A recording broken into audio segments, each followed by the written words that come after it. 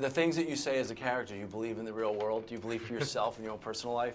Honestly. Maybe as an answer I'd give like as a guy, like we're sitting here talking, like, you know, we don't want to say those things in front of girls all the time. Yeah. But did you find like some of the things you were saying? I think that's the cleverest thing you always say. You know, as a guy, we're just two guys talking.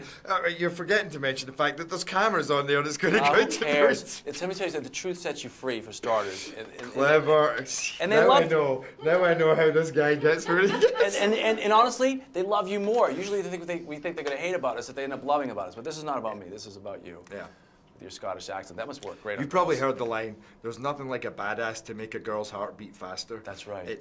That's true. And I have to say, you've got a point there that ever since I have a lot of girlfriends, you know, friends, and some of them are actually ex-girlfriends that I've become friends with. Probably you're the same. Yeah, I have the same thing. And I find that when they see me for who I am, and by the way, there's a lot to me. I'm a complex guy, I'm as complex as the next person, but we all have a lot going on. But there is that part of me that's like, damn, look at that, or you see the way she looked at me, and when you can be honest about that with your girlfriends, I'm amazed at how much more they accept you. They're like, you know what?